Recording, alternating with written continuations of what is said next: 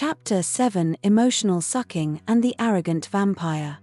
Another red flag advertising the presence of a vampire is that the creature will delve deeply into your emotions. They will, however, have no interest in the emotions themselves. Their interest is merely a tactic to elicit evidence of where weaknesses lie. The vampiric creature will probe through your emotions for weakness. The victim will often find the vampire very considerate and attentive to their emotional narrative. They will feel that the vampire cares because of their interest. The vampire cannot feel emotions like any normal being. They are bereft of emotional content in their lives.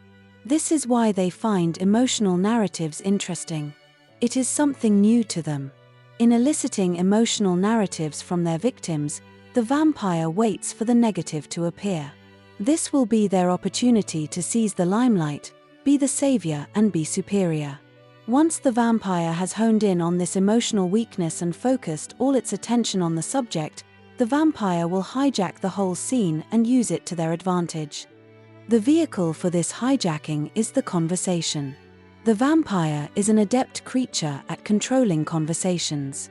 They have the unique ability to block out what any other person is saying and only bring their thoughts to the conversation. Because they possess this intense self-focus on what they deem suitable, they can often come across as quite persuasive. The more persuasive the vampire becomes, the weaker their victims become. They will rule the conversation for their own ends. If the conversation is in danger of veering away from the vampire's control, they will use all means and powers to deflect it back again. The vampire has an extraordinary ability to pinpoint with exactitude and identify the slightest chink in their victim's armor. They can dismantle the slightest failing and utilize this to bring down the victim's whole character. The vampire is always significantly critical of others. They will pick up on the actions of others and find fault with how something has been done. By nature, the vampire is a negative creature, and finding faults is a negative occupation. Seeing fault is not complicated. It is one of the most straightforward occupations in the world. Criticism comes easier than craft, as the adage goes. The vampire is a master of such common practice. For the vampire, finding fault is a must. In the first instance, the victim will be sucked of positive energy. In the second, the vampire will feel invigorated by its powerful act. The creature will feed off the deterioration in its victim's character. There will be no remorse or conscience from the vampire because, as we will see later, the vampire does not possess these exemplary virtues.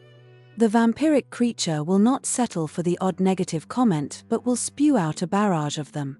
Each outburst of negativity will make the vampire feel superior. Even if the fault is minor, the vampire will magnify it, making it almost life-threatening. It will be a battalion of attack by the vampire to make this happen. The creature needs to feel superior.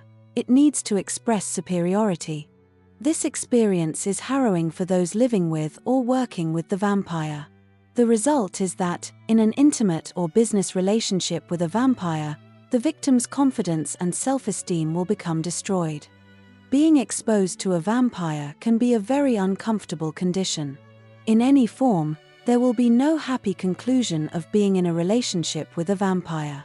Vampires need to continuously feed their appetite, and they will possess no sympathy, empathy, or thought for others. This is an entirely regular activity for them to manifest their true desires. Even when they have been found out and revealed for what they are, they will not succumb to apology because, in their mind and eyes, they have done nothing wrong. The vampire will twist around the whole circumstance and make it appear they are the victim in a relationship now in ruins. The pestering friends, the victim, the in-laws, all are at fault, but not the vampire. The vampire is never wrong. Everyone else is wrong, but not the vampire. They possess such elevated egos of themselves that they cannot possibly be the culprit in the disaster and debris that lay around.